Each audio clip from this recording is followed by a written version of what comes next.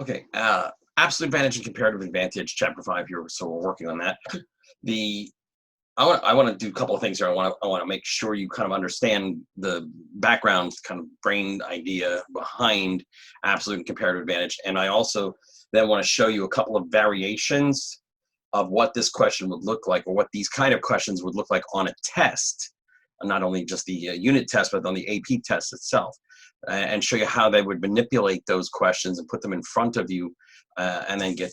And there is, obviously a lot of nuances with the AP test, and those of you who have taken AP exams 2 years ago know they like to cut, corners, or they like to be really fine with some of their answers. So let's talk first in general about comparative versus absolute advantage.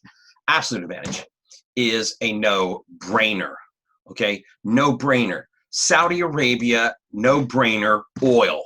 Okay, this is something that you don't question. Why, if you're Saudi Arabia, would you not exploit your oil resources? I mean, this is just, this is what they do. I mean, you have it, exploit it. Now, there are a few countries in the world that can do that with specific things. Usually it's raw materials, because once you get into finishing raw materials, like producing crude oil, fine, produce it, pipeline it, ship it. You're not refining it into a bunch of different products like kerosene or gasoline. You're not doing that. You let somebody else do that. So you look at, for absolute advantages, about countries that can do a raw material that can be exploited. Now, this usually comes out as an accident of geology, geography, topography, climate. So you think about coffee. The ideal growing circumstance for coffee is altitude, moist, but not too damp, and volcanic soil. So if you put all three of those things together, you're going to find the best coffee growing regions to be in highlands regions, maybe 4,000 to 7,000 foot elevations that have a legacy of volcanic soils and have a modestly warm, wet climate. Not a tropical, you're not going to do this in the jungle, but a modestly warm tropical climate. So you look at Central America. Central America, most of the people live in the highlands. Most of the economic activity like this in terms of coffee is in the highlands region. The highlands region is that narrow spine. If you trace it from Mexico on a topographical map of Central America, it's that spine that goes kind of down the middle all the way through Panama and then into South America. So Colombia, for example, yeah, okay, cocaine. Let's talk about legitimate products, not about illegitimate ones. But you have coffee can grow at high elevations. Colombia was a major exporter of coffee. Certain African nations can do that as well. Indonesia can do it. But there are just certain regions of the world where, why mess with this? Why try to reinvent? Don't plant corn there, plant coffee, and see if you can sell it. All right. Canada does really well with lumber. And if you think about Canada, Canada is the second largest country in the world, but its population, 90% of its population live within 4 hours drive of the American border. And there are a couple of places on the either end, on the eastern and western coasts, that can really exploit lumber. And if you not only just go into the old growth forests, but then replant. So if you look at the maritime provinces in the east, that's New Brunswick and Nova Scotia particularly, not Prince Edward Island. I've been on Prince Edward Island. There's no forests there. But New Brunswick and Prince Edward Island, maybe Newfoundland even, go that far in Labrador and Newfoundland, you can find a lot of foresting going on there, a lot of paper plants. In fact, in St. John, New Brunswick, which is one of the stops if you're driving up through Canada, you're going to stop there first. It's like the first big city you get into as you're driving up toward Halifax, Nova Scotia, Prince Edward Island. There's a huge paper production plant, an Irving paper production plant there, and they make all kinds of paper products. And you can just see the wood chips, as they turn it into pulp, which then becomes paper products. So you can do that. Now on the West Coast, you think of the West Coast in British Columbia, you have to go to the coastal regions, not the inland regions. The inland regions are very dry. I mean, surprisingly, if you come out of the mountains, like around Edmonton, come out of the mountains, crossing the mountains and get into the other side of the Rockies and get into British Columbia, you're in a semi-arid desert on that eastern part of British Columbia. But for the western part, obviously Vancouver's nice, but an hour north of Vancouver, you're in the middle of forest. So Canada can produce large quantities of lumber, uh, and why shouldn't they? It's stuff that grows, and if you can manage it, husbandry, proper plant husbandry, proper conservation techniques, you can do that and exploit it. So you think about topography, soil, citrus in Brazil. Brazil's the world's largest producer of citrus. Why? Because it sits on the equator. Okay, it's on the equator. It has good rainfall, has good soil. So plant it, and then you have plantation style citrus agriculture there in Brazil. So there are certain areas of the world where, yeah, you just basically say, yeah, no brainer, do it. Okay, if you're sitting on mineral resources in some of these Eastern African, Central African countries, you're sitting on mineral resources. Mine them. What else do you have that can make you a lot of money? So in that case, it's really easy to exploit it. Now, we always are going to run into a problem, and this is where you think about government planning to diversify the economy here, because what happens if that particular resource becomes passé? What happens if we move away from oil? So the current crown prince of Saudi Arabia, who's really running the country, he tried before the COVID recession to develop a visionary plan of about a decade's length to move Saudi Arabia into some more of these industries that you see that Abu Dhabi and Dubai and Kuwait and other places have already gone and done, finance or tourism or some kind of other industry that you can use. Well, that's what they're doing, but still using oil money, just trying to diversify. But that's a hard sell. I mean, again, as long as the oil's running there, why would you, why, if you're Saudi Arabia, why would you try to get into steel production? I mean, this is too much of an investment. So the absolute advantage is you can do this really well. Now, that's again with raw material and resources, but it could also be with finished products, is that you have the combination of tools, technology, talent, and financing to put together and make cars. Now, that is called a comparative advantage. A comparative advantage means, you can do a lot of things, but you really can specialize in and make a lot of this. Okay, you can make a lot of cars. Now, most economies make a little bit of everything. If you look at the United States, we make cars, we do computers, biomed, pharmaceuticals, we do service industry jobs, compute, high tech, software, everything. Okay, we do agriculture, we do agriculture. But what are we known for? What are the Germans known for? That's a comparative advantage. The Japanese are known for technology, electronics. South Koreans, technology, electronics. Cars. Okay, they're known for a diverse amount of things. So comparative advantage here is that you can do something a little better than everybody else. It may not be that kind of head and shoulders above everybody else, but you can certainly focus efficiently and allocate resources efficiently to do that. So, you put your time and effort into that. Yeah, we do agriculture, but we only have about 2% of our population working in agriculture.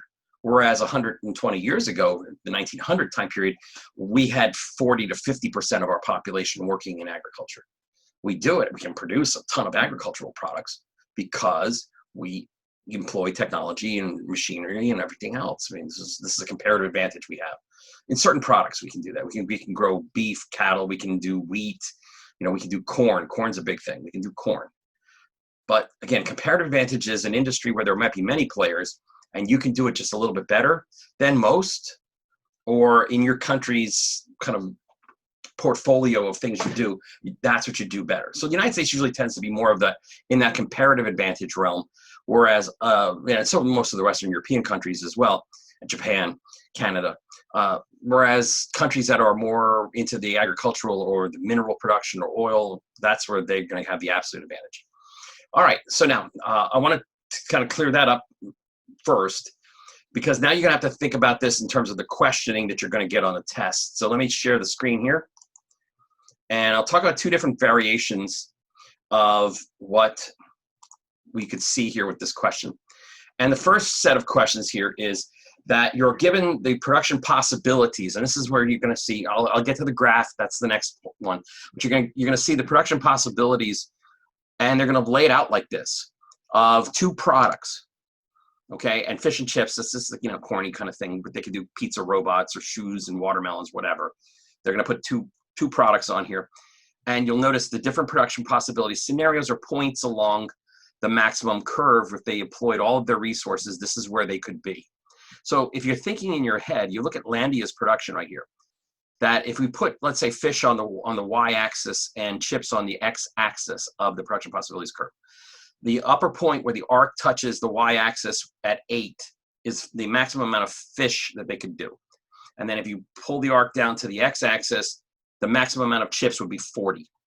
Now, what you need to process here, if you look at that one plus Scandia's, the first kind of question that's going to come out here is who has the absolute advantage in this? So if you're looking at the absolute, who has the absolute advantage, meaning who can outproduce the other person, that's really simple. Look at either A or E, because that's what they're going to tell you. They want you to go to the extreme ends of the arc, where it touches X, where it touches Y. Now, in this case, if you look at Scandia, Scandia can outproduce Landia 16 to 8 in fish if they employ all their resources toward it. They also can employ more of their resources if they divert it all toward chips and outproduce the Landia for chips. So in this case, Scandia has an absolute advantage in both of these products. If they put their entire effort into throwing it into just one of these, they could outproduce the other country. Now, that's the numbers. Okay, the numbers bear them out. The second thing you want to do with this graph, or these charts, is to calculate the slope of that line, because this is going to be not an arc. This is going to be a production possibilities curve that's a straight line, and it's going to be sloped. And the way you can figure this out is the loss of one moving to the other. So if you look at the ends of both, let's say for the example of Landia up top here, okay, 8 to 40. It's a 5 to 1 ratio or a 1 to 5 ratio, depending on which way you're moving. Okay, they have a 5 to 1 ratio. That means that if they are going to go and start producing fish, for every 2 units of fish they make, if you go from E point to D on here, they make 2 tons of fish. They're losing 10 tons of chips. That means a 5 to 1 ratio loss. So they're losing 5. Now let's see what happens if we go down and employ that same logic down here for Scandia in the bottom part. All right, so to move from E to D, okay, they lose 12 chips for every 4 tons of fish. 4 to 12 is a 1 to 3 ratio or 3 to 1 ratio. So they lose 3 tons of chips for every 1 ton of fish. Up top, the loss here, opportunity cost, is 5 to 1. 5 chips to every 1 ton of fish. So you would need to know which one has a lower opportunity cost. Scandia has a lower opportunity cost. They only lose 3 tons of chips to make 1 ton of fish. Because again, you're moving from 48 to 36 is 12, from 0 to 4 is 4. So it's 3 to 1 ratio, 12 and 4. Up above, it's 4 and 40 and 8, that's 5. So you would need to kind of play around with that. Now again, it goes 1 to 5 or 5 to 1, depending on which point you start out at and which point you're going to end up with. So in our examples that I just talked about, we're here on E.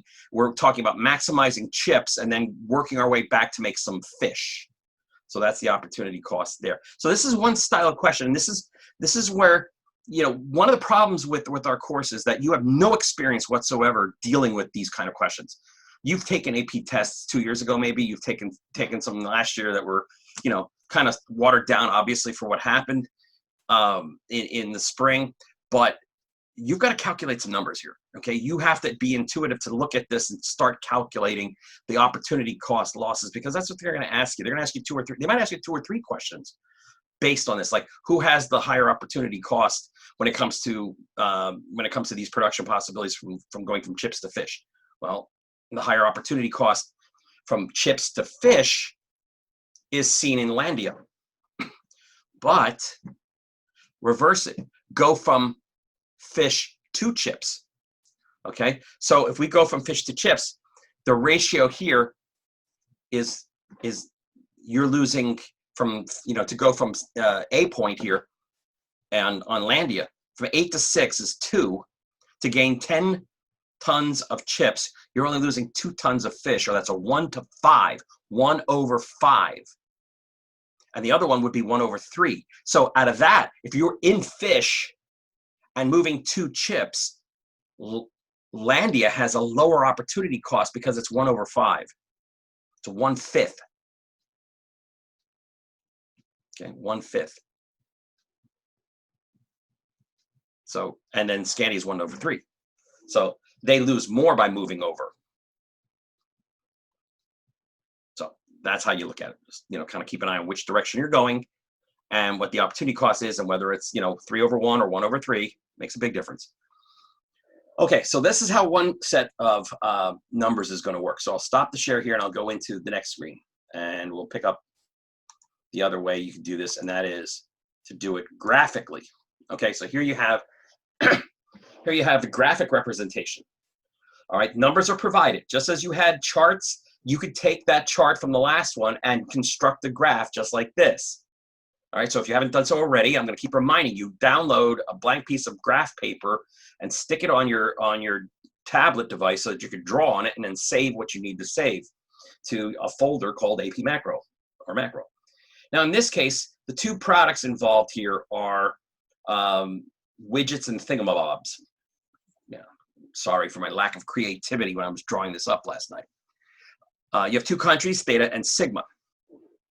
Okay, so if you look at the ratios here, okay, theta ratio is either 12:1, 120:10, roughly 120. I just drew my line off a little bit. You can figure that out. 120:10 over 10, so it's 12:1, or 1:12. Okay, it's 12:1. It's 12:1 if you're moving this way. For every 1 additional movement on the x-axis of thingamabobs, you're sacrificing 12 widgets. Okay, 12 widgets. Okay, that's if you're going that way. Okay, now for sigma, it's 60 to 15. So for sigma, if we're moving from here, if we're moving this way, 60 to 15 is 4:1. For every 1 thingamabob, we're losing 4 widgets. Okay. So, and this is a more common one because you see that they don't intersect, and it's not like one is one set of lines. They do intersect, but I mean, there's not like one line that's there and the other one doesn't touch. Now, this would tell you that this kind of question, when we'll get at the eventual result of this kind of question, is going to be a terms of trade question.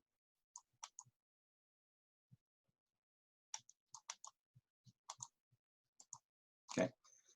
All right. So again, now if you're going this way, for every 12 widgets you produce, you're losing 1 thingamabob down here on X. For sigma, by going this way, for every 4 widgets, you're losing 1. Okay. Or for every 1 widget, you're losing, for every 4 widgets, you're losing 1. Yeah, for every 4 widgets, you're losing 1. So again, what's the greater loss? For every 12, every cost. This is a 1 widget, a 1 thingamabob for theta, 1 thingamabob lost for every 12 widgets, 1/12. The other one's 1/4. So in this case, going leftward on the graph favors theta because there's a 1/12 loss. But if we go rightward, then it's sigma is favored because it's only a 4:1 loss as opposed to a 12:1 loss. Now, in terms of trade means that can you come up with a combination, a trade combination, where one would do better than the other in terms of trading what efficiently they do better. Now again, the absolute advantage here is theta does the absolute advantage in widgets, and sigma does the absolute advantage in thingamabobs. So you would think that Sigma would do better, or Sigma would send thingamabobs to Theta in exchange for widgets. Okay, because they can do better with them. Now, again, you have to work out the terms of trade. Like, what would be the ratio of thingamabobs to widgets that would apply fairly for both of these countries, so that literally they end up somewhere over here. Both of them end up somewhere over there, which is, again, the only possible way that you can exist outside your production possibilities curve is to trade, is to allow what do what you do best, most efficiently, with the least opportunity cost loss. If you can overproduce them, again, in thingamabobs and send them to somebody else for widgets, that's what you do. Okay, in that case of terms of trade, not using money to facilitate, like you're going through that third party loop that you're in. So this is another kind of way to do this. And again, if you have a question about it, there's a video on the resource page that's about comparative advantage, absolute advantage. It's more of a kind of one of these classroom kind of reminder videos you see on like Khan Academy and things like that. But you can look at that, or again, kind of put the question on the chapter 5 FAQ page, and I can try to answer that. But again, this is the idea is, how do you respond to these questions? You get, this is an opportunity cost question, but it's also a trade question, because you're forcing these two countries, Sigma and Theta, to trade, so that both of them can exist. And again, if you plotted out 5 plot points, like A, B, C, D, E, like the numbers graph, using the endpoints and then 3 other points in the middle on each of their lines, well, it'd be just like doing the numbers graph. You can take this graph and turn it into numbers, or you take the numbers and turn it into a graph. So that might be an exercise for us to do in class. We'll see. All right. So again, this is the chapter 5. Let me stop the share here. Stop the share. So we'll get through this. Next, we're going to talk about trade blocks and why it was important for the EU, why it's important for, we'll get into the trade blocks with the reasons why countries come together and trade. And we'll do that. I think that should be the next thing we do here. We're going to have a couple of PowerPoints, one on the European Union and the history of that, and specifically some numbers to throw around, kind of get an idea what's going on there. We're plus also discussing the euro, which also helps. And talk about this idea of global unity, talk about the WTO and things of that sort, but like focus more on why Europe came together for that. All right, so here we go. This is the end of chapter 5, comparative versus absolute advantage video.